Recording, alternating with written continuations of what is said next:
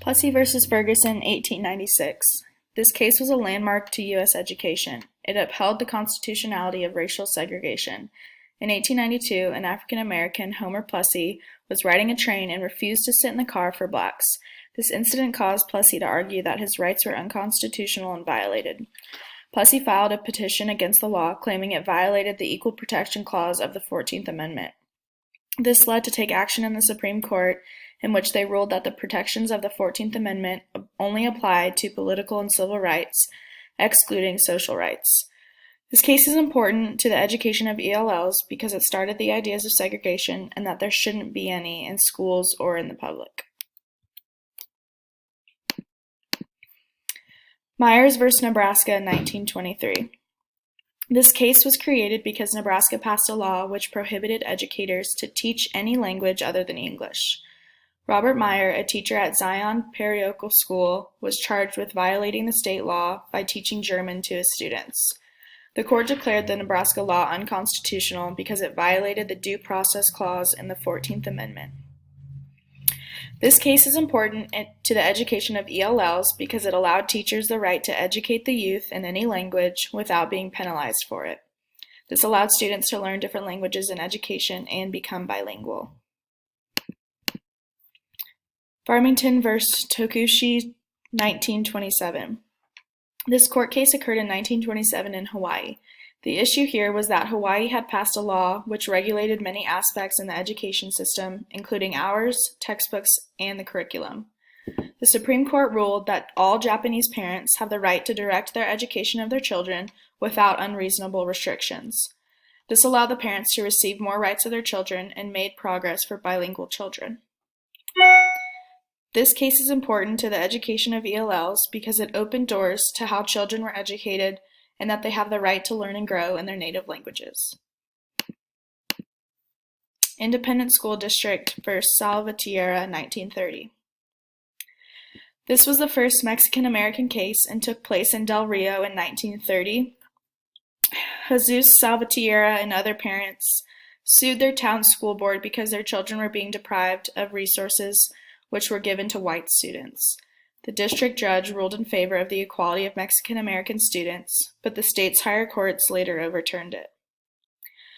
This case is important to the education of ELLs because it brought attention for Mexican heritage students and their equal rights in education. Next is Alvarez v. Lemon Grove, 1931. This case was one of the earliest court cases concerning school desegregation, which occurred in the southwest region of California.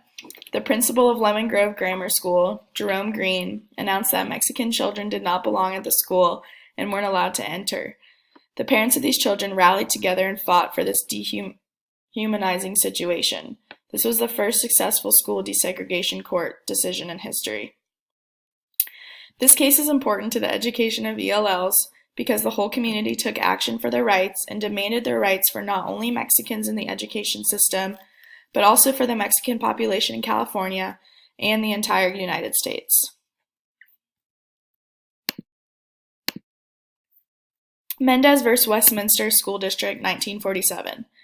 This case was the first to hold segregation itself unconstitutional and that it violated the 14th Amendment. Sylvia Mendez, an African American, was turned away from an all-white public school in California because of her skin color. Her father filed a lawsuit against the Los Angeles school districts and won the class action lawsuit.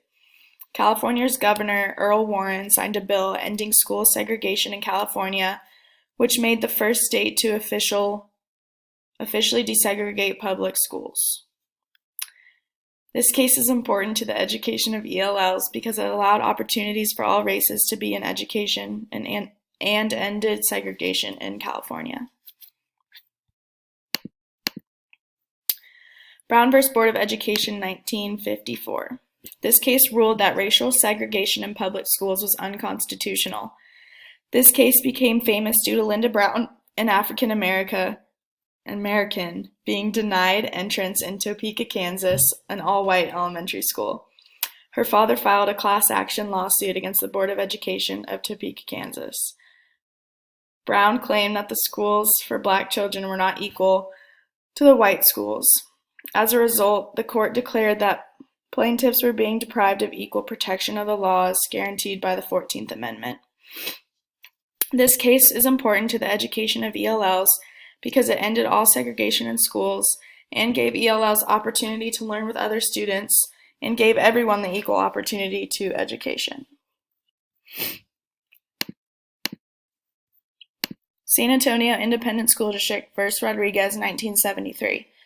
This was a case in which the Supreme Court held San Antonio's ISD financing system was not an unconstitutional violation of the 14th Amendment. Plaintiffs had argued that the right to education should be applied to the entire United States. This case was important to the education of ELLs because it allowed all students from different backgrounds or financial means to become equal in their education system.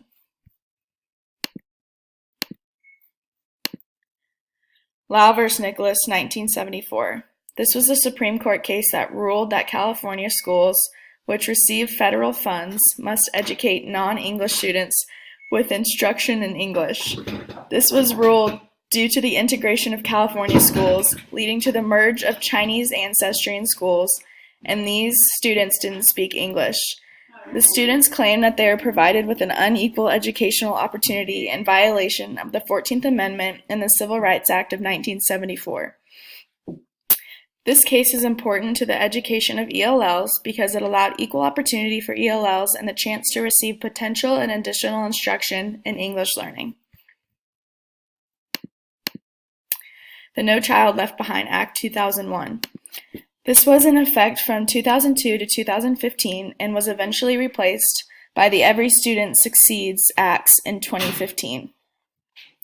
The goal was to level the playing field for students who are disadvantaged, including students in poverty, minorities, students receiving special education services, and those who speak and understand limited to no English.